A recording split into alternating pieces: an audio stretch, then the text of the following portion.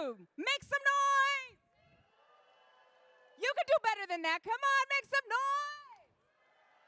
Not bad. Okay, this side, you're going to let them outdo you? Make some noise this side of the room. Oh, this side. This side. Woo! That's what I'm talking about. That's some fire. Everybody's still caffeinated or ready to go. Now tell me, does anyone out here play GTA? Yes, yes. All right, guys. Perhaps a little Red Dead Redemption? Ooh, ooh. Well, we've got a really great treat for you guys right now. We're going to bring out the creative force behind these and many other projects. Dan Hauser. Yes. Now, let's begin by bringing out our moderator first, IGN Senior Executive Editor, Ryan McCaffrey, to get things started. Give him a big, warm Comic-Con welcome.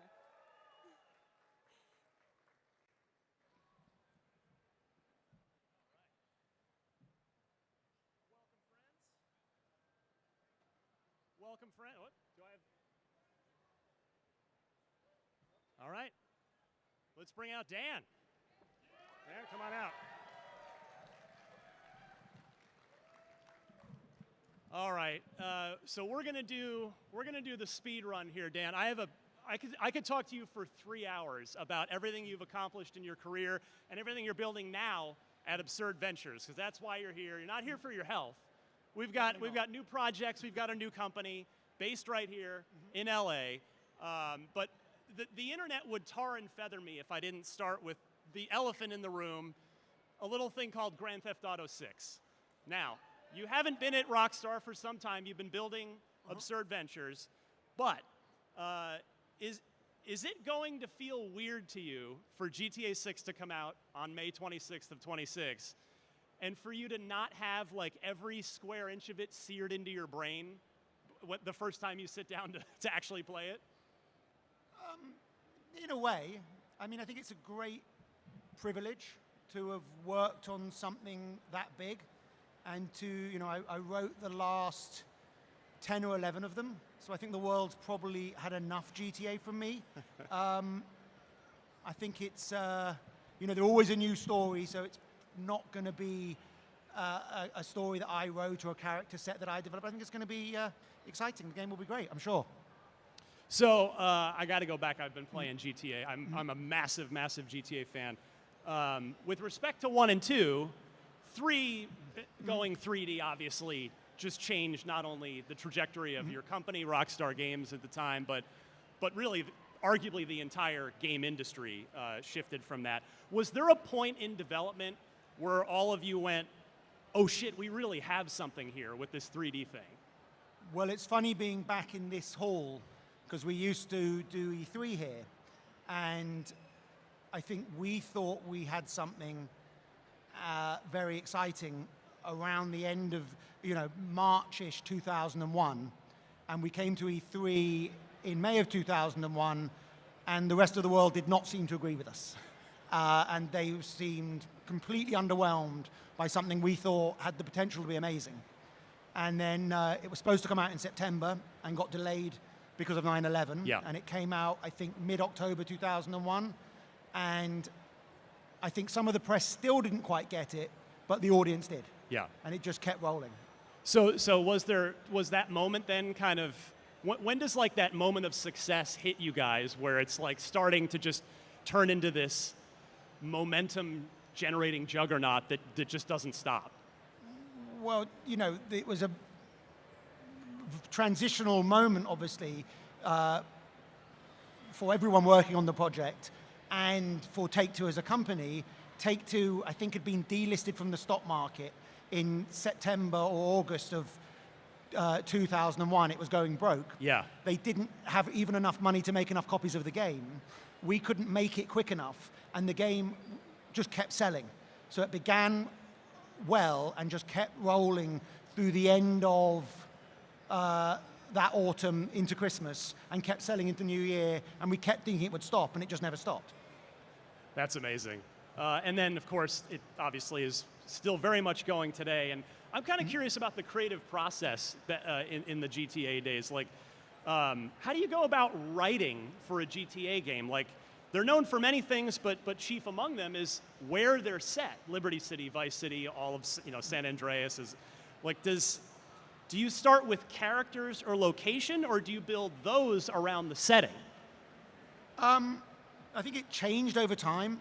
I think when I started work on GTA 3, the team already had laid out a story, and I made a few adjustments, but really we were figuring out quite fundamental building blocks of how we do storytelling in an open world game. You know, we'd heard other people were doing motion capture cutscenes, so we thought, that sounds fun. We had no money, so we bought it by the second. I found a studio in Long Island that could do it by the second. They could only do 3 people at once. We didn't think we had enough bandwidth to figure out how to make the main character speak.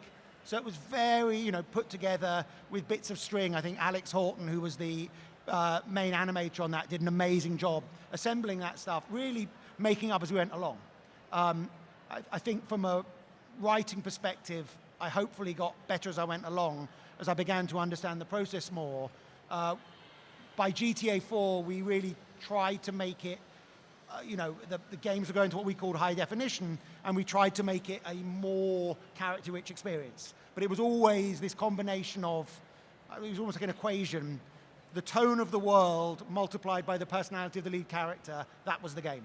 You were telling me backstage this great little story that is my favorite. One of my favorite parts of every GTA game are the radio stations, and specifically the talk radio stations, which Laszlo, who's with your new company now at Absurd Ventures, out there somewhere.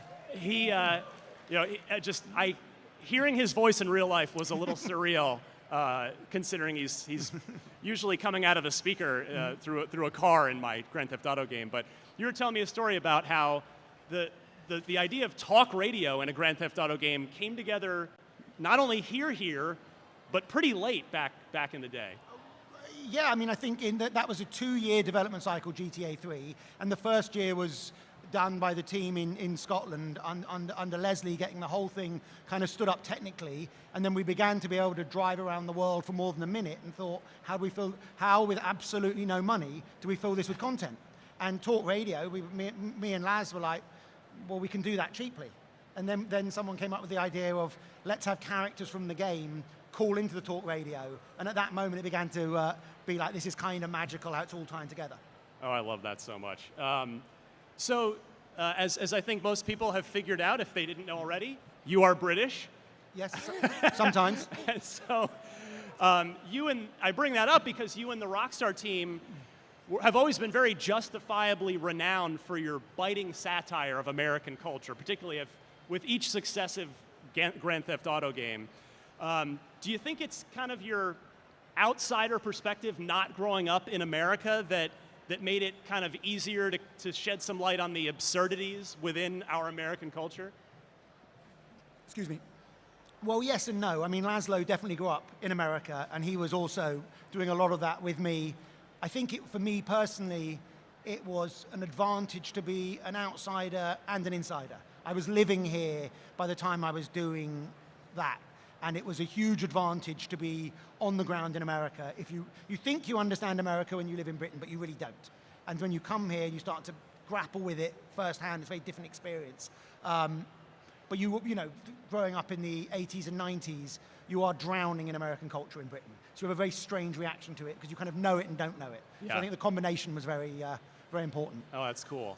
So I've said many times on IGN podcasts that you guys, specifically Rockstar North and the GTA Red Dead teams, are possibly the only video game development team on Earth that has world-class talent and pretty much unlimited resources and unlimited time, as we're seeing now with the wait for GTA 6, to do really anything and everything that you want, whereas 99% of other games we play, there are compromises made, cuts that are made. Mm-hmm.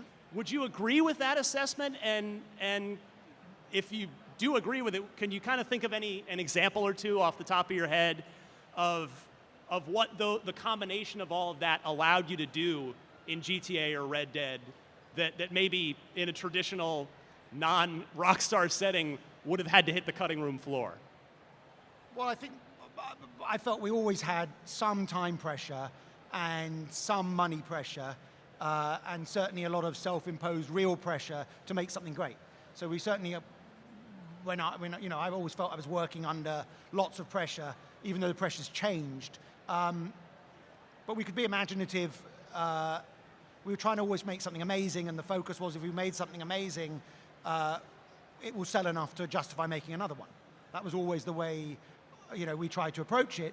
I think from GTA 4 onwards, when we started to do stuff like put television into the games, that was a somewhat of an indulgence, but I think it helped round out the experience. When we put silent movies into Red Dead, you didn't need them, but they helped set the tone of this cowboy world. Because there had to come a point where your corporate overlords at Take-Two just stopped pressuring you at all for anything, right? Where they just like, oh, you guys need more money? Sure, have some more time, have some more resources. Yeah, I didn't really liaise with them very much. Yeah. That wasn't my day-to-day experience. They were smart enough to just leave you guys alone, basically. Yeah, I'm sure other people were liaising with them, but that wasn't me. On the creative side, there was no direct involvement, or oversight. Does one GTA or Red Dead, or just really any of the Rockstar games, because you've touched them all over the years, do any stand out as a personal favorite for you over the years? Of course. Red Dead 2, I think, was still being played to this day. The best thing that I worked on, the best single kind of realization of sort of open world storytelling, thematic consistency, and understanding how the games were assembled to take you on an emotional journey. I also think GTA 4, because we did try and evolve how we did the storytelling and did it in a fundamental way, I think the middle section of GTA 5 is amazing. When we got the three characters working, I think it was not flawless, but it was so smooth, that middle section. I thought that was really amazing. And then the end of Red Dead 1. Yeah, those are sort of my favorite bits. Don't spoil it for anybody if you haven't but I finished. think, in some ways, Red Dead 1, GTA 3, and Bully, because they were all essentially new or nearly new IP, doing that for the first time and assembling something strong, that's really a gratifying experience that I'm trying to take into what we're doing now. Well, you brought up Bully. It would be journalistic malpractice of me to not ask, why did we never get a sequel to Bully? I think there was just bandwidth issues. If you've got a small lead creative team and a small senior leadership crew, you just can't do all the projects you want. And with certainly how we're structuring it absurd, we're trying to do 2 projects with a fairly small team, and it's really trying to think through that. How can we do that and keep them both moving?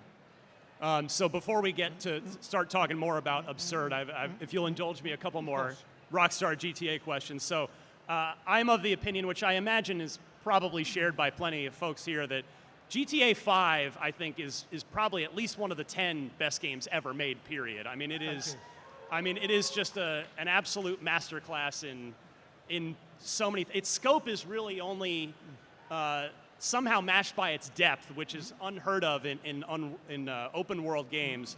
It's got story, it's got humor, it's got all sorts of hidden stuff. There's a tennis game, like a functioning tennis game in GTA 5. There's a functioning golf game in GTA 5.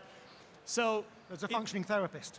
Yes, and it's gone on to sell over 200 million copies. So does that number do anything in your brain as those sales numbers come in, or do you just get kind of numb to it? Like, I'm just sort of curious how that sort of stratospheric effect on not just gaming but pop culture affects you.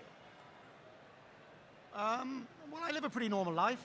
What are you going to do? I love making stuff. I think that was why we went all in as a company. I went all in as an individual on trying to make Red Dead 2 a counterpoint to that. Because if you've made one of the biggest things ever, I wanted to make something really special for the next game, and that was really, that was tonally very different, but took some of the ideas and took them in a different direction. So I think, you're always trying to compete with what you've done in the past up to a point, but really it can't be from a sales perspective. It has to be from a creative perspective, or you'll send yourself insane.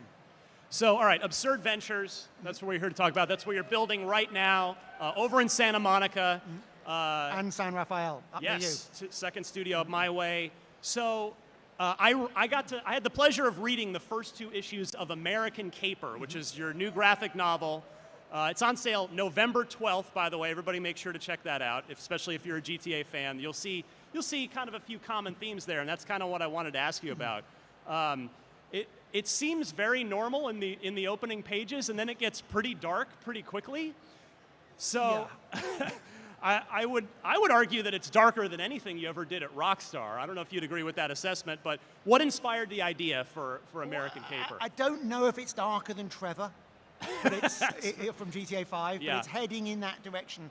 I love doing, obviously, crime comedy, and didn't want to do, having done lots of stories about carjackers, or people who had to be tough and be carjackers, and living in this moment right now, wanted to tell a story about some degenerate criminals from a completely different perspective and a completely different part of the world that you could never make a GTA game in. Yeah. So, the combination of factors. But I kind of saw what I thought were some similar themes to at least the Grand Theft Auto work, specifically like the American dream, I think is sort of touched on. The male ego Definitely is is touched touched on, on, yeah. and violence as a means to an end, or at least an apparent solution to the character's problems. So, would you kind of agree with that? And what kind of what keeps you coming back to those themes throughout a lot of your work? Well, I think men getting confused between reality and the fantasy in their heads is something a lot of stories are about, and it's something I find very interesting. America, particularly the rural West in this moment right now, is something I found interesting and thought was an interesting place to set a sort of dark comedy. I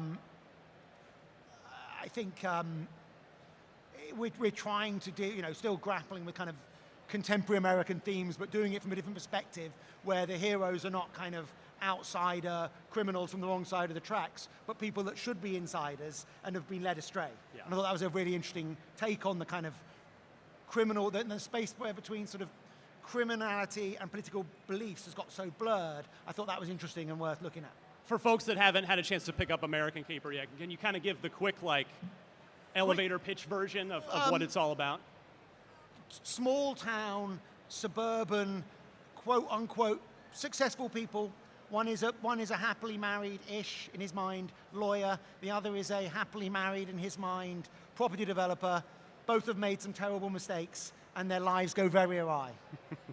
So to wrap up, you are not, we're talking American Caper, this graphic novel. You've got a podcast series as well, an accompanying book with that. But you're not out of gaming.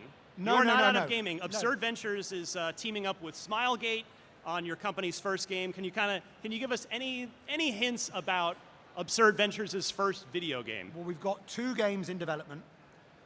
One is in our comedy world, which we're calling the Absurdiverse, and it's going to be an open world third-person comedy. And the other is set in our other universe, which is called A Better Paradise, and it's going to be a third-person dystopian tragedy or dystopian mess. And it's both are in early development, both really exciting to be working on something new. Well, it's great to have you back in video games, and in the meantime, you can go read American Caper, the graphic novel series, out November 12th. So that's keep an eye out for that in just a couple months from now. Dan Houser, co-founder of Rockstar, co-creator of Grand Theft Auto, Red Dead Redemption. The list goes on, and now founder of Absurd Ventures. Follow him, check him out. Thank you, everybody. Appreciate it.